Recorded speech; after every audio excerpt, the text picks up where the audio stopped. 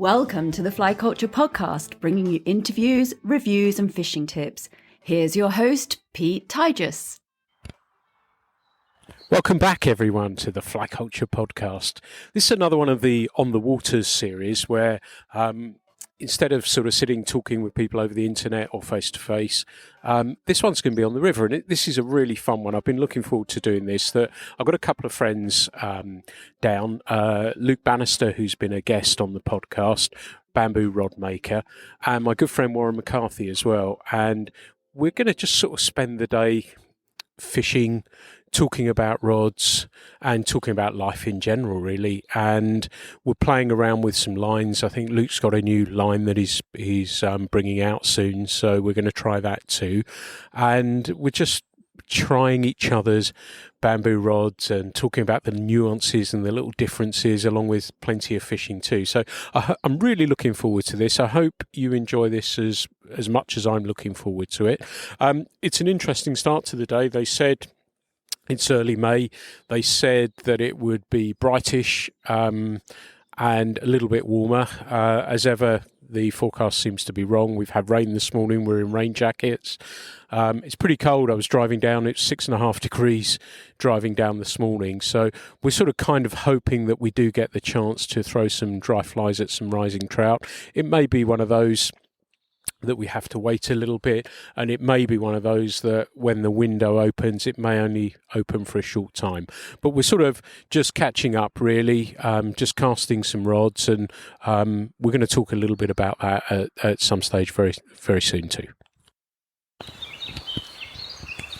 So we're sort of standing here. We spent probably half an hour just chatting, catching up, stringing up some rods, casting those out. I'm standing with my friend Warren now at the moment, who's chucking his rod at the moment. I thought it might be interesting to give, because I get this sort of sense that people are sort of looking at niche, different ways of fishing, be it glass rods, be it bamboo rods, be it niche or boutique graphite rod makers as well, and people are looking for slightly different ways to enjoy their fishing. And Warren has recently got into fishing bamboo or cane rods, and it's awesome having him standing here casting a few at the moment. But I thought it would be interesting to get a sense of how he's got into these and what it means to him, and that sort of transition really from graphite to cane rods and the little nuances, like I said earlier, and the differences between them. So Warren, great to have you back on the tour. Feels like we've got a bit of unfinished business here as well when we get fishing, but how was it that you actually discovered and got into fishing bamboo rods? Hi, Pete. Two people I can name. The first one is obviously John Gierak, starting to read his books. I got into his books very late, I'm embarrassed to say, but once I had started reading them, the bamboo started to come through. Just the very word and the very notion of bamboo caught my attention, and then obviously knowing you well, that brought up numerous conversations between us, and before I knew it, I was well and truly absolutely certain that it was something I wanted to try and get into, and it's all culminated from there, really. Yeah, it's just one thing's led to another, and here we are now this morning with several beautiful bamboo rods around us, and very, very lucky to be down here having a cast of them. And the weather's brightened up a little bit. The rain's gone away. The clouds have lifted a little bit. Perhaps we'll get a bit of hatch. You've got a bit of unfinished business here, haven't you? I really have, yeah. A couple of weeks ago, I came down here and unfortunately I rose a couple of fish, one of them a notable fish that you're very kind in saying that it missed the fly. I'd like to think that was the case, but it's certainly unfinished business. Yeah, it was a beautiful fish. We saw it roll, didn't we? We saw it roll on the fly, and it was a very, very good fish. Let's put it that way. Yeah. Fingers crossed he shows himself today. But I'm going to go and wander over and have a chat with Luke. It's lovely just seeing the guys with rods, both casting them out. And as I said, we've been talking about the differences in actions, and I'm going to pick Luke's brains a little bit about that as well. And so to get a sense of, we talk in graphite rods about mid-action rods, deeper loading rods, and stiffer rods. And the really interesting thing for me is talking about tapers as well, and how they're sort of kind of each has their own little sort of nuance. Again, I'm using that word far too much already, but they do, and that's the soul and feel of rods. Luke, it's great to have you here this morning, mate. Like I said, could you explain to the listeners a little bit what we mean when we talk about graphite rods? We talk about rod actions, but with bamboo, we tend to talk more about tapers. Can you just tell us a tiny little bit about that? I guess the taper really is the action, and it's just the dimensions of the rod and how they change along its length. That's really what dictates how the rod's going to work. Perfect. And the interesting thing about that is that there are so many tapers, aren't there? Oh, thousands, some better than others. And I know you've developed them yourself and in conjunction with people and developed some yourself as well. And that's must be a fascinating process to come up with some thoughts and some ideas and then see them actually come to life and cast them. Oh, it's one of the interesting parts of the rod building, really, is sort of first just getting an idea of what tapers are and how they work, and then really the subtleties of how they actually sort of affect the casting of the rod. So what often happens, well, I think what always seems to happen is, as a rod builder, you find a taper that you really like, a Garrison.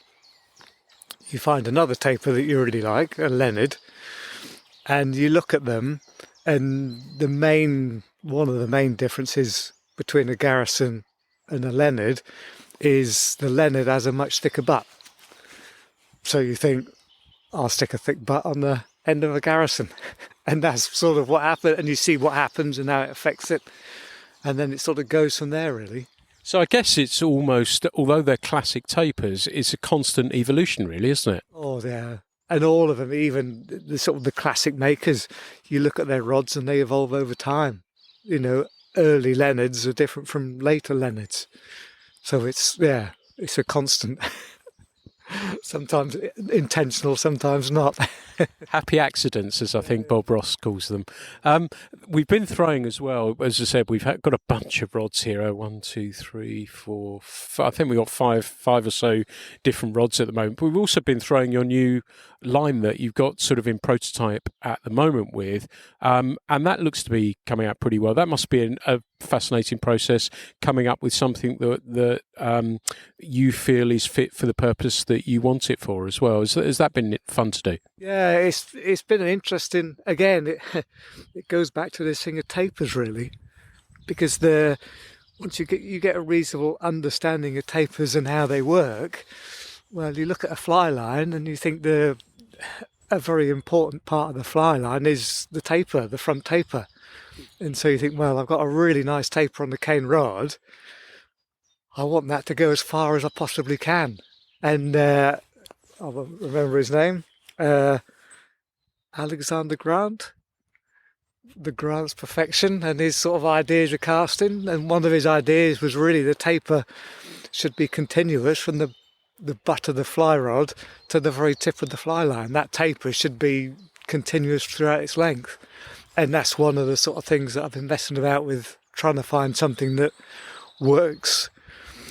I don't like anything that's too specific. So a good general purpose line, but something that does do a decent job. And I'm very pleased how that one's looking, actually. Yeah, it's casting really well. It turns over really well. And I know I had a look at the very early ones as well, and I can see the subtle little changes you made it. When are you hoping to bring that one out? It's, well, a few months now, really. I say, watching that one being cast is basically that line's there now. So it's actually getting the things manufactured is the first batch sort of thing done. So yeah, a couple of months, hopefully.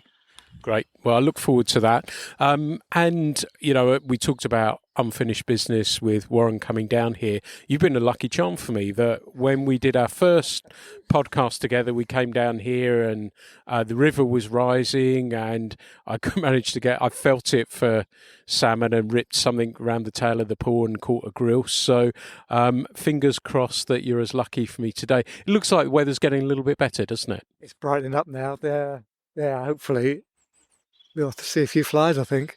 Yeah, fingers crossed. I guess we're going to do a little bit more casting, chatting, catching up, and then perhaps we'll have a little bit of a walk downstream, have a look at the river there. You've only seen it, as I said, you saw it really as the river was rising and was just coming to unfishable conditions. So there's lots I'm really excited to show you, and if we find a riser or two, that'd be pretty cool, won't it? Looking forward to it.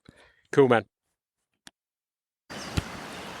Just left the guys to chat a little bit more and cast a little bit more, and I've come into a pool that's a little bit slower, a little bit deeper, just waiting to see if there's some rising fish, and lo and behold I've seen one. I think I've seen a good fish rise mid-river. The bigger fish in this pool usually hug the far bank there, but I've just seen him rise just the once, and I've been waiting to see if he comes again, but the wind feels almost northerly actually. It's blowing onto my back, which makes me think it's a northerly, but there's a section of water that isn't rippled, it's flat. If the bugs are in there trying to hatch through, hopefully they get picked up. But just while I've been recording this, actually the wind's picked up a little bit more, but encouraged despite the temperature to see a couple of rising fish. And I think I've said on previous podcasts, it's taking a little bit of time for the fish to get going here and rise a little bit more, but encouraged just to see a couple of fish move, although be it once as encouraging. So fingers crossed. See a few midge on the water as well. There's not a great deal going on, but it was nice to see a nice sized fish rise. I'm going to wander back, tell the guys about that and see if we think about some fishing at some stage as well. But it's a little bit of rain, just light rain starting to come in now as well. As is often the case, you see a fish or two rise, go back, get your rod, string it up, and it's stopped again. The wind's eased back, the sun's come out a little bit more, birds are singing. I'm ready to go. I've got, as seems befitting for today, I've got my bamboo rod up. I've got an 8-foot 5-weight South Creek rod by Mike Clark. I put a 4-weight line on it. For me, it just works really, really well. It's a 4-weight Rio Gold that I put on here, and it seems to cast it really, really well. So I'm just sort of kind of waiting. The guys are still casting some rods at the moment. So I've sort of strung my stuff up and just waiting just to see if I see a rise. If there's something I can have a go at, I will do. But just being patient at the moment and waiting for something to happen. So there's not been a lot happening. The wind has got a real chill to it, and we've been, instead of specking the water, we've been sort of wandering up and down the river, just looking for the odd rising fish here and there, seeing if we can find one. We've come downstream just a short distance, and we've seen one rising, and Luke's just going to make a cast out of it while he's just setting up. He's slowly getting into position, and we've seen it rise again. So he's going to cover that now. He's got one of Warren's flies on. It's a quill body CDC. Is it an emerger, Warren? Yeah, it's an emerger. So he's got that on at the moment. And he's just sorting his distance out to it now. And just popping a cast out. He's almost in the zone now, actually. The fly's going down. It's sort of the far side. The cast's probably about 25 foot across. Like I say, the fish aren't rising hard. They're just every now and again, most of the time they're oncers. Yeah, he's right on the zone now, actually. That looks on the money, bud. And thought that might be the one. Just seen another fish rise just a little tighter in. It looks a really straightforward cast, but Luke's really casting across the main flow to land his fly in the slacker water on the other side of it, and that comes with the inherent risk of drag. So it'll be interesting to see. He said this fish that rose was a smaller one, but yeah, he looks to me like he's covering it perfectly, so it'll be interesting to see. So Luke, you covered that beautifully, and the bugger didn't rise. We've seen another rise subsequently, and we sort of changed up the plan. What was you thinking? I thought, because we haven't seen that many flies actually up on the wing yet, I was thinking, well, an emerge is probably the way to go. But there have been one or two duns coming down, and the emerger went through quite nicely a couple of times and no interest at all. So I think something high floating is the way to go. I think that's a great call. And we were sort of sitting watching as well, and we saw one of the rises looked as though it was possibly taking a dun off of the top of the surface. So Warren has dived into his fly box and is just tying on a dun pattern now. So we're going to give that a try and make a few casts with that and see what we can come up with. I don't know if you caught Warren in the background there, but it was a moral victory. It was a moral victory. That it was only a small one, came up and tried to have a splash at the dry. So the teamwork plan worked. Took a few drifts, which was interesting. Everyone looked as though it was in with a shout, and then we saw a fish rise again, and Warren covered it, and it just splashed at the dry more than anything else. Not a really convincing yes, I'm going to eat you type rise, but came for it. But we'll take that as a moral victory. So we sort of spread ourselves out about 50 foot apart, probably a little bit wider than that, and there's been the odd fish rising since Warren had that one come have a look. I saw a small fish rise, covered it a number of times actually, and eventually came up and took it. Luke said while I was fishing there was a fish rose downstream, so once I'd been lucky enough to get that one off, that Luke went in and made a few casts. I think it was, how many casts was it? Two or three casts, and then fish, slightly better fish this one, probably a good honest, what do you think, 10 inches? Yeah, 10 inches. Which was fantastic to see again on the dun. So that pattern has worked for us, going a little bit bigger. They're not rising hard by any means. We're having to sit and wait for these fish and wait for signs of rising fish to cover them. Warren still feels he's got unfinished business where he rose that last fish. So we're watching him make a few casts out at the moment. But we'll keep trying, and it's encouraging that we're seeing some fish rising and getting a fly to them too as well. So good news. So Luke and I have been standing watching Warren put a couple of casts against where we'd seen a fish rise, not a great deal, but seen it. I'd sat watching Warren still because Luke's seen a fish rise downstream, so he's just wandered downstream a very short distance. But Warren's got one there. Nicely done, mate. Little tall brown trout. Monty, our dog's with us as well. He's sharing in the excitement. Really pretty, beautiful little wild brown trout. Nicely done, mate. Finally got one. That was great. Yeah. I mean, it wasn't the one we thought it was it, when it took, actually? I think there was a slightly bigger fish just up from it, but still, lovely to get one. They're so pretty, aren't they? And, it's not going to be the biggest fish you catch this year, but still absolutely stunning.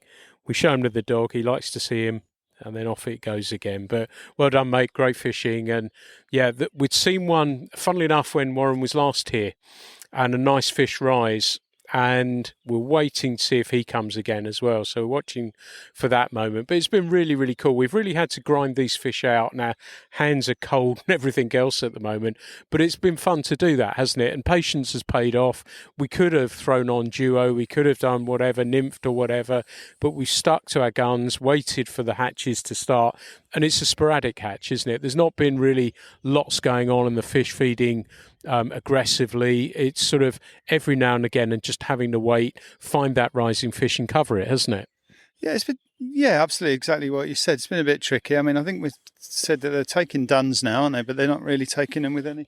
As we've said that, another fish has just come up where I've walked in from. But no, it's been wonderful. It's exactly what to me, dry fly fishing should be, we probably could have stuck a nymph on and run it through, but personally it's lovely just being here waiting and trying to take one on the dry. We've had to change patterns.